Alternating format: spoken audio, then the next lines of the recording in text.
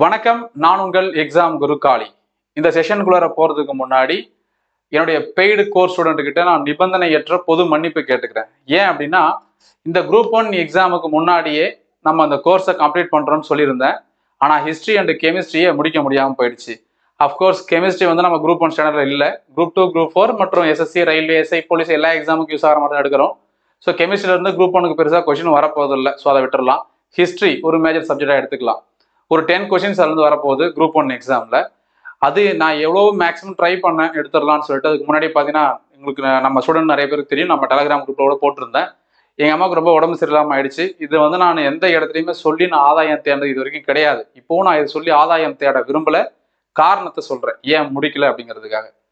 So அதனால் அவங்களுக்கு ரொம்ப சீரியஸாக இருந்தாங்க. அவங்க கூட ஹாஸ்பிட்டல் போயிருந்தோம். அவங்களுக்கு இந்த ventilator support, SpO2 oxygen level பார்த்தீங்கன்னா ரொம்ப கம்மியாக இருந்துச்சு. அதுக்கான மிஷின் கேட்டிருந்தோம். அப்போ ஓரளவு பரவாயில்ல, இப்போ தேறி கொஞ்சம் வந்திருக்கிறாங்க. ஸோ நான் அதை பார்த்துட்டு இருந்தேன். இன்னொரு பக்கம் பார்த்தீங்கன்னா என்னுடைய கசின், அதாவது எங்கள் பெரியப்பா பையன் ஒரு பக்கம் இறந்துட்டாங்க. ஸோ அதுவும் இதெல்லாம் வந்து கடைசி கட்டத்தில் ரொம்ப ஒரு நெக் பாயிண்ட்ல நடந்த முக்கியமான சம்பவமாக ஆயிடுச்சு. அதனால தான் என்னால் இந்த கோர்ஸை கம்ப்ளீட் பண்ண முடியல. இந்த குரூப் 1 எக்ஸாமுக்கு பிறகு கட்டாயமாக நான் இந்த 2 சப்ஜெக்டையும் முடிச்சிடுறேன். அதனால தான் அந்த மன்னிப்பு நான் கேட்ட விஷயம். ஏன்னா நிறைய பேருக்கு இது தெரியலனாலும் தப்பாகவும் பேச ஆரம்பிச்சிட்டாங்க. இருக்கிற ஃபேக்ட் என்னை பற்றி எனக்கு என்னுடைய பெய்டு ஸ்டூடெண்ட்டுக்கு எனக்கு நல்லா புரியும், எனக்கு தெரியும் நம்புறேன். தெரியாத வினாக்களுக்கு எப்படி விடையளிப்பது? இந்த டிஎன்பிஎஸ்சி எக்ஸாம் பொறுத்தவரையில் பார்த்தீங்கன்னா நல்லா தெரிஞ்சு நம்ம ஈஸியாக ஆன்சர் போட்டுருவோம். தெரியாத கேள்வி நம்ம என்ன பண்ணுவோம், இங்கி பிங்கி பாங்கி அல்லது கடவுளை வேண்டிக்கிட்டு ஏதோ ஒரு ஆப்ஷன் பிஓ சிஓ போட்டு வந்துடும். அப்படி இல்லாமல் எப்படி நமக்கு தெரியாத கேள்விக்கு நம்ம பதில் அளிக்க முடியும் அப்படின்றத பார்க்கலாம். மொத்தமாக நம்ம இதை ரொம்ப சிம்பிளாக 3 வகையில் பிரிச்சிடலாம். ஃபர்ஸ்ட் பார்த்தீங்கன்னா ஆப்ஷன் எலிமினேஷன் மெத்தட். கொடுத்துருக்க ஆப்ஷன் வந்து எலிமினேட் பண்ணுறது. பாருங்களேன், நான் ஒரு 3 கொஸ்டின், இது வந்து 2024 ஜூன் 9 நடந்த குரூப் 4க்கான கொஸ்டின் பேப்பர். சரியா? ஃபர்ஸ்ட் ஒரு பயாலஜி கொஸ்டின் பாருங்க. பெருமூளை புரணி, ஹைப்போதலாமஸ், சிறுமூளை, பான்ஸ். அதனுடைய பணிகள்லாம் என்னன்னு கொடுத்துருக்காங்க. உடல் வெப்பநிலையை கட்டுப்படுத்துதல், உணர்வுகளை பெறுதல், உறக்க விழிப்பு சுழற்சி, உடல் சமநிலை அப்படின்னு கொடுத்துருக்காங்க. இந்த 4 ஆப்ஷன்ல எனக்கு நல்லா தெரிஞ்சது, நான் அடிக்கடி ஷார்ட்கட் சொல்றது, நம்ம ஸ்டூடெண்ட் சொல்றதும் அதான் யூடியூப்ல சொல்லியிருக்கிறோம். பான்ஸ். இப்போ குழந்தைக்கெல்லாம் பவுடர் நல்லா குளிக்க வச்சு பவுடர் அடிச்சிட்டாங்கன்னா என்ன பண்ணும், குழந்தை நல்லா தூங்கும். கரெக்டா? அப்போ பான்ஸ் பவுடர் போட்டால் நல்லா தூங்குவாங்க. இதுதான் எனக்கு தெரியும். இது நான் எப்போ படிச்சேன்னா நான் 10th படிக்கும் போது நான் ஞாபகம் வச்சுக்கிட்டது. இது ஒரு கொஸ்டின் தெரிஞ்சா போதும், ஆன்சர் நம்ம ஈஸியா பண்ண முடியும். இங்க பாருங்க, நான் அப்படியே அப்போ மார்க் பண்ணது இன்னும் அப்படியே இருக்கு பாருங்க. ஸோ எனக்கு இது தெரியும் பான்ஸ் அப்படிங்கிறது. ஸோ பான்ஸ் எங்க இருக்குது? உறக்கம். அப்போ அதை மேட்ச் பண்ணினா ஆப்ஷன்ல பாருங்களேன், ஒரே ஆப்ஷன் தான் இருக்குது. கரெக்டா? ஸோ இதுதான் ஆப்ஷன் எலிமினேஷன் மெத்தட். மற்றதெல்லாம் உங்களுக்கு தெரியல, ஒரு 4 பாயிண்ட் 3 பாயிண்ட் கொடுத்துட்டு கூற்று காரணம் கேட்குறாங்க அப்படின்னா, இப்போ நமக்கு ஏதாவது ஒன்று இது நம்ம கொஸ்டினுக்கு தெரியல, நல்லா புரிஞ்சுக்கோங்க. உடனே கேட்பான் சில பேர், தெரியாத கேள்விக்கு நம்ம எப்படி சரியா ஆன்சர் போட முடியும், இது என்ன ஏமாத்து வேலையா இருக்கு அப்படின்னு சொல்லுவான். ஏமாத்து வேலைலாம் கிடையாது, ஃபேக்டை பேசிட்டு இருக்கிறோம். நம்மளுக்கு ஒன்றுமே தெரியாது, அந்த கொஸ்டின் நம்மளுக்கு 0 மார்க் வரப்போகுது. இருந்தாலும் ஒரு ட்ரையல் பண்ணுறோம். ட்ரையல் பண்ணி என்ன பண்ணுறோம், ஒரு 1.5 மார்க் எடுத்தா பெரிய விஷயம் தானே. அதுதான் இது. இப்போ இப்படி செக் பண்ணி பார்க்கும்போது ஆப்ஷன்ல பார்த்தீங்கன்னா ஒரே ஆப்ஷன் தான், நம்ம கண்டுபிடிச்ச ஆன்சருக்கு, நமக்கு தெரிஞ்ச ஆன்சருக்கு ஒரே ஆப்ஷன் தான் இருக்குது. அதுதான் ஆன்சர், முடிஞ்சு போச்சு. இப்போ சப்போஸ் 2 இருந்துச்சுன்னா வேற ஏதாவது நமக்கு தெரியுமா அப்படின்னு செக் பண்ணி பாருங்க. இது ஒரு கொஸ்டின் இல்லை, 3 கொஸ்டின் இருக்கு இந்த மாதிரி இதே கொஸ்டின் பேப்பர்ல, ஜிஎஸ்ல மட்டும். அடுத்தது பாருங்க, சமணம், ஜொராஸ்ட்ரம், புத்தம், ஜுடாயிசம் 4 கொடுத்துட்டாங்க. சினாக், அவனுடைய வழிபாட்டு தலம் சினாக், அகியாரி, பசாதி, விகாரா. சத்தியமா எனக்கு என்ன தெரியும்னா புத்த விகாரா அப்படின்னு படிச்சிருக்கிறோம். அதான் நமக்கு ஞாபகம் இருக்குது. எனக்கு அதான் தெரியும், வேற எதுவும் தெரியாது. புத்தம் விகாரம். புத்தம் வந்து சி ஆப்ஷன்ல இருக்குது, விகாரம் வந்து 4th ஆப்ஷன்ல இருக்குது. அப்படியே பாருங்களேன், ஒரே ஆப்ஷன் தான் இருக்குது. இதை பாருங்க, நான் போய் சொல்லல, இது லாஸ்ட் டைம் குரூப் 4ல கேட்ட கொஸ்டின் நாம அப்படியே மார்க் பண்ணி வச்சிருக்கிறோம். புரிஞ்சுதுங்களா? ஸோ அப்போ இது கரெக்டாக மேட்ச் ஆயிடுச்சு. அப்போ அதுதான் ஆன்சர். இது மட்டும் கிடையாது, இது அப்படியே இது ஒரு மேட்ச் த ஃபாலோவிங்ல வர மாதிரி கொஸ்டின் வச்சுக்கோங்களேன். இதை தாண்டி கான்ஸ்டியூஷன் சம்பந்தமா அல்லது ஜியாகிரபி எப்படின்னா எடுத்துக்கலாம். இந்திய அரசு 1972ஆம் ஆண்டு வனவிலங்கு பாதுகாப்பு சட்டத்தை இயற்றியது. மொத்தம் 3 பாயிண்ட். எது சரியான கூற்றுன்னு கேட்கிறாங்க. இது ட்ரூ ஸ்டேட்மெண்ட், கரெக்ட் ஸ்டேட்மெண்ட்னு கேட்கிறாங்க.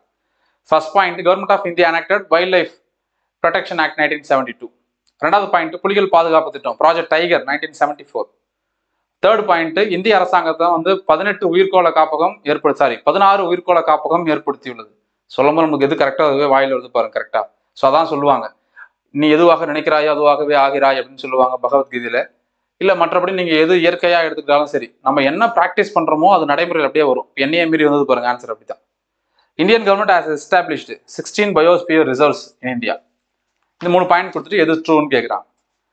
எனக்கு நல்லா தெரியும் வனவிலங்கு பாதுகாப்பு சட்டம் 1972 நல்லா தெரியும். ரெண்டாவது பாயிண்ட் புலிகள் பாதுகாப்பு திட்டம் 73 ஏப்ரல் மாதம் 1ஆம் நாள், இது நமக்கு நல்லா தெரியும். அப்ப first point correct, second point தப்பு. உயிர்கோள காப்பகமும் எனக்கு தெரியும் 18 எல்லாருக்கும் தெரியுமான்னு கேட்டா தெரியாது. ஸோ அவங்க தான் அதை முடிவு பண்ணணும். இப்போ ஃபர்ஸ்ட் பாயிண்ட் கரெக்ட், நல்லா எனக்கு தெரியும். செகண்ட் பாயிண்ட், இரண்டாவது பாயிண்ட் பார்த்தீங்கன்னா கண்டிப்பா தப்பு. அப்ப ரெண்டாவது பாயிண்ட் தப்பா இருக்கணும். ஆப்ஷன்ல பாருங்க 2 ஆப்ஷன் தப்புன்னு இருக்குது. அதான் 2 ஆப்ஷன் 2 இருக்குது, கட்டாயமா 2 இருக்குது. அப்ப 2த்தையும் எலிமினேட் பண்ணிடுறோம், 2 பாயிண்ட்டை போட்டுரும், வெளில தள்ளியாச்சு. இப்ப ஃபர்ஸ்ட் ஆப்ஷன்ல 1 மட்டும் சரி, 1 மட்டும் சரி நமக்கு தெரியும், 3 பத்தி நமக்கு தெரியாது. 1 மற்றும் 3ம் சரி. இதுக்கு தான் சொல்றேன். இப்ப இதுக்கு நாம என்ன பண்ணணும், அடுத்தது ஏதாவது நமக்கு தெரிஞ்சது இருக்குதா, நமக்கு தெரிஞ்சது வந்திருக்குதான்னு நம்ம என்ன பண்ணணும், கொஸ்டின்ல ரிசர்ச் பண்ணணும், கண்டுபிடிச்சு அதுக்கு ஆன்சர் போடலாம். இதெல்லாம் எப்போ நமக்கு ஒண்ணுமே தெரியாது, கேள்வியே நமக்கு தெரியாது, இது நம்ம மார்க்கே வரப்போறது இல்லை அப்படிங்கிற சூழ்நிலையில நாம் அதுக்கு என்ன பண்றது, ட்ரையல் பண்ணி கரெக்டான ஆன்சர் போட்டா 1.5 மார்க் வந்தோம்னா பாசிட்டிவ் தானே, பெரிய விஷயம் தானே. அதே போல இந்த கான்ஸ்டியூஷன்ல ஒரு question, which of the following statement are true about the directive principle of state policy? கீழ்கண்ட கூற்றுகள்ல அரசு நெறிமுறைப்படுத்தும் கோட்பாடுகளை பொறுத்து எது சரியானதுன்னு கேட்டிருக்கிறாங்க. சட்டப்பிரிவு 36ல இருந்து 51 வரைக்கும் கோட்பாடுகள் உள்ளது. 36 to 51 தான் ஆர்டிகல் இருக்குது. ஃபர்ஸ்ட் பாயிண்ட் சரி. ரெண்டாவது பாயிண்ட், அம்பேத்கர் இதனை இந்திய அரசியலமைப்பின் புதுமையான சிறப்பம்சம், நாவல் ஃபீச்சர்ஸ் அப்படின்னு சொல்லியிருக்கிறாரு. மூணாவது பாயிண்ட், இந்த கொள்கைகளை நீதிமன்றத்தால் வலுக்கட்டாயமாக செயல்படுத்த முடியும். These principles are enforceable by the court அப்படின்னு கொடுத்துருக்கிறான். இப்போ நம்மளுக்கு ஃபர்ஸ்ட் பாயிண்ட் 36ல இருந்து 51 வரைக்கும் ஆர்டிகல் இருக்குது, சரி. ரெண்டாவது பாயிண்ட், அம்பேத்கர் இதை வந்து நாவல் ஃபீச்சர்ஸ் சொல்லியிருக்கிறாரு, கரெக்ட். அப்போ 1, 2 கண்டிப்பா சரி, சரியா? 1, 2 கண்டிப்பா சரி. தேர்ட் பாயிண்ட் நிறைய பேருக்கு தெரியாது. நான் அடிக்கடி சொல்லுவேன், குரூப் 1 குரூப் 2 பொறுத்த வரையில நம்ம கிளாஸும் அதை ஃபோக்கஸ்ல தான் கொடுத்துருக்கோம், அதை ஓரியன்டா தான். உங்களுக்கு வந்து எந்த அளவுக்கு கான்செப்ட் கிளியரா புரிஞ்சிருக்குது அதுதான் ரொம்ப முக்கியம். கான்செப்ட் வைஸ் தெரிஞ்சாதான் குரூப் 1 குரூப் 2 உங்களால மார்க் வாங்க முடியும். குறிப்பா குரூப் 1ல மார்க் வாங்க முடியும், இல்லைன்னா வாங்கவே முடியாது. அப்படியான கான்செப்ட் வைஸ் கொஸ்டின். இப்ப அடிப்படை உரிமைகளை நீதிமன்றத்தில் நாடி நீங்க நடைமுறைப்படுத்த முடியும். ஆனா டிபிஎஸ்பியை பகுதி 4 அரசு நெறிமுறைப்படுத்தும் கோட்பாடு அப்படி பண்ண முடியாது. அது கான்செப்டா புரிஞ்சவங்களுக்கு தான் தெரியும், ரைட்? ஸோ இது உங்களுக்கு தெரியும்னு வச்சுக்கோங்களேன், ஆன்சர் போட்டுடலாம். தெரியல அப்படின்னா 1, 2 கண்டிப்பா சரி, ரைட்டா? ஆப்ஷன்ல பார்த்தா 1 மட்டும் சரின்னு கொடுத்துருக்கான், அது கிடையாது. 1, 3 மட்டும் சரி, 2 வரவே இல்லை, அப்ப அது தப்பு. 2, 3 மட்டும் சரி, 1 வரவே இல்லை, அப்ப அதுவும் தப்பு. அப்ப ஆப்ஷன் எலிமினேஷன்ல ஒரே ஆப்ஷன் தான் இருக்குது, 1 மற்றும் 2 சரி, அதான் ஆன்சர், முடிஞ்சு போச்சு. இது வந்து ஒரு பானை சோற்றிற்கு ஒரு சோறு பதம், இது எல்லாத்துக்கும் வரும் அப்படின்னு சொல்ல முடியாது, அதை மைண்ட்ல வச்சுக்கோங்க. அப்ப எதுக்கு சார் இது? நமக்கு தெரிஞ்ச வரைக்கும் ஆப்ஷன்ல இருந்து ஏதாவது கொண்டு வர முடியுமா அப்படிங்கிறத ட்ரை பண்ணி பார்க்குறோம். அதாவது எதுவுமே தெரியாது, தெரியாத கேள்விகளுக்கு வினாக்களுக்கு விடையளிப்பது எப்படி, சரியான விடையளிப்பது எப்படி. ரெண்டாவது, கொஸ்டின் மே ரிப்பீட். நம்ம டிஎன்பிசியை பொறுத்தவரையில எப்பவுமே பாருங்களேன், ஒரு 200 கேள்வி கேட்பாங்க, அதுல ஒரு 2 கேள்வி ஒன்னோட ஒன்று தொடர்பு இருக்கிற மாதிரி இருக்கும். எப்படின்னா, ஒரு கேள்வி கேட்டுட்டு அதுல ஒரு 4, 5 ஆப்ஷன் கொடுத்துருப்பான்ல, இது சம்பந்தமா, இது தொடர்புடைய ரிலேட்டடான கொஸ்டின் பின்னாடி கொடுத்துருப்பான்.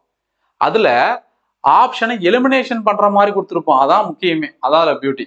எப்படி ஆப்ஷனை எலிமினேஷன் பண்ணலாம். இங்க 4 ஆப்ஷன் கொடுத்துருப்பான், இந்த 4 ஆப்ஷன்ல ஒரு ஆப்ஷன் தான் அந்த கொஸ்டின்ல கொடுத்துருப்பான். அப்ப நம்ம ஈஸியா என்ன பண்ண முடியும், 2 கேள்விக்கும் சரியான பதில் வாங்க முடியும், 3 மார்க் வாங்க முடியும் ஈஸியா. அதனால தெரியாத கேள்விக்கு உடனே போய் அந்த OMR பப்புல வந்து ஷேட் பண்ணிடாதீங்க, வெயிட் பண்ணுங்க.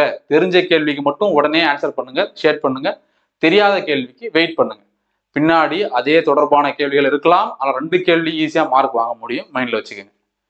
மூணாவது லக்கு, கடைசி ஃபேக்டர். இதுதான் நான் வழக்கமா சொல்றது. தெரிஞ்ச கேள்வியெல்லாம் முதல்ல போட்டுருவோம், தெரியாத கேள்விக்கு ஆப்ஷன் எலிமினேஷன் மெத்தடை யூஸ் பண்ணுவோம், இல்ல ஒரு கேள்வி ரிப்பீட் ஆகுதான்னு வெயிட் பண்ணி பார்ப்போம்.